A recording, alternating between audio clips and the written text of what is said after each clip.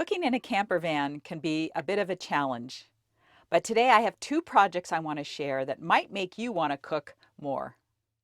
Sometime last year, someone passed on the hint of creating double layers in your drawers so you can store more. And I really liked that idea, and so I had made this a little insert drawer to go into the top drawer where we keep all of our utensils. But the frustration with that was it was harder to get, I made it probably too snug. It was a little harder to get in and out, and it wasn't organized. It was hard to find any kind of little insert trays that fit perfectly. So I started looking into having something made that was 3D printed where I could have exactly the size tray that I needed. But I didn't have enough time before we left. And so I started looking at custom trays that are made out of like plexiglass or some kind of clear plastic, because I thought how nice it would be to actually be able to see what's in the layer below the tray. And so the item arrived just a few days ago, and I am so excited about it. So here is the top drawer where I keep, knives and all of our silverware and things like that. And here is the tray. You can see right through it. It's you actually give them the exact dimensions you want of each compartment. So I measured all of my silverware and things like that. And it's nice because it fits in there so easily. Left a little bit of room. It sits on the same little 1/4 inch round or 1/2 inch round molding that I put here. I nailed it in with some brad nailer. And so it still works right on there. And I can get it up and out really easily, and it holds everything really nicely. So I'm so excited about this. It was a little bit pricey. It cost about $80 with shipping. But if it works out super well, like I think it will, I'm going to go ahead and order a second one for the next drawer down, which is where I keep my spices and things like that. It's just so nice. I can actually hold more in the drawer, and it just, I think it's going to be great. Second thing is the table that I installed in the front. It's a Lagun table. Jury's still out on that one. But one of our viewers has been waiting for me to post a video about it because she wants to do something like that. And I didn't want to do it without really trying it out for a little bit, kind of being able to give you the pros and cons about having a Lagun mount in the front of our van like ours. Now, some vans have different layouts, so you can put the mount on the opposite side. But for us, we really only had one option, and that was to put it right next to the entrance as you get in. I ordered some plastic, and my neighbor helped me cut it. It has to sit so it clears this edge here, which means that it's going to take up a little bit more space getting in and out of the van, but it does act as a handle.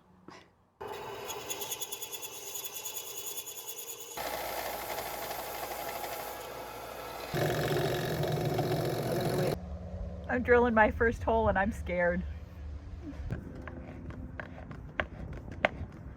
So we wanted to use a really big washer here.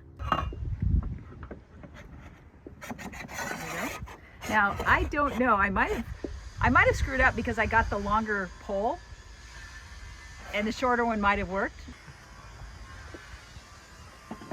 So this is the part that you have to figure out how, oops, wow, that actually, okay. There's that.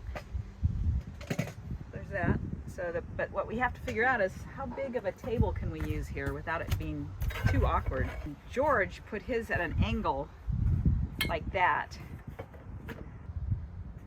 So I wish George were here to help me. He'd know what to do. The other thing I really wasn't sure about was where to put this plastic, the spacer here. I didn't know whether I should put it down lower or up higher. I just really didn't know. And I ordered the longer leg Lagun mount. They make two lengths. This one is the longer one, and they make one that's shorter. But I think that would not have allowed me to raise this all the way up and use it for prepping food, which is really what I wanted it for. But I can also put this all the way down. So the leg sits on the floor and allows John to use it as a place to eat. Or if you were working on a computer or something, you could use it that way. So to get the swivel the way I wanted it to swivel, I ended up mounting it all the way to the end of the board. And his was more square, and he mounted his so that this aluminum part was more of it at a diagonal. It looks like when you're coming in the door that I've left too much space here, that I could have narrowed it down a little bit more. But if you look up here to the arm part of the table, you can see it's just maybe, let me lower that down.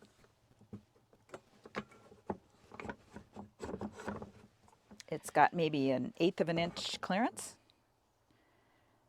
So that's why it has to stick out that far.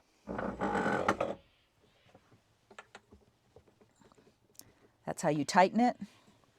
And you can pull this out to get it out of the way, to move this around. And then to loosen it, push down, go like that.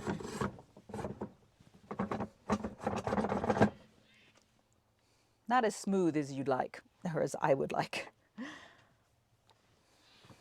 I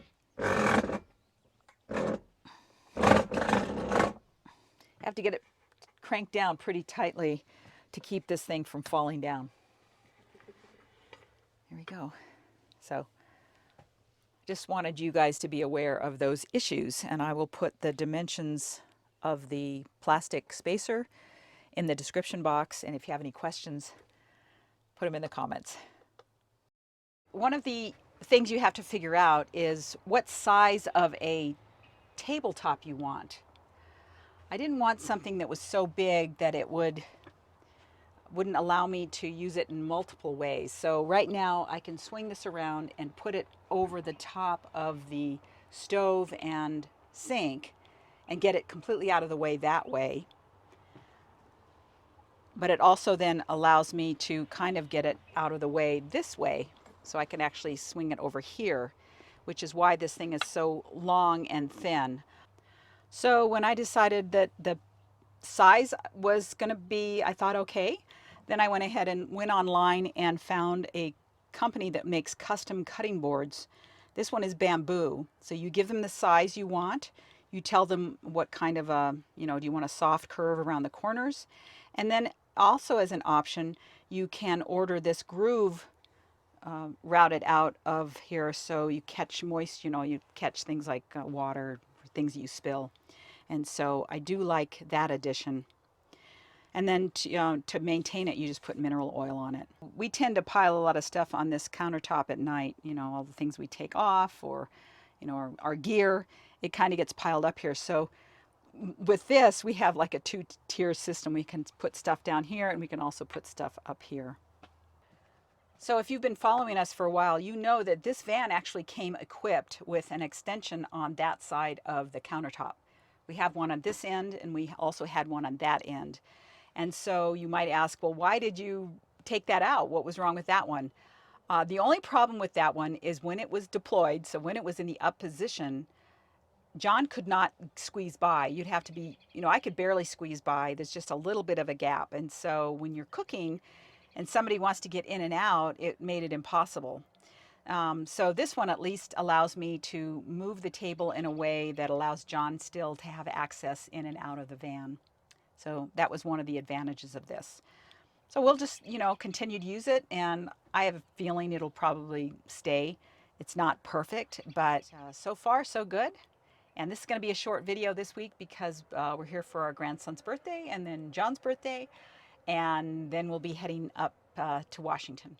Thanks for watching. We'll see you soon.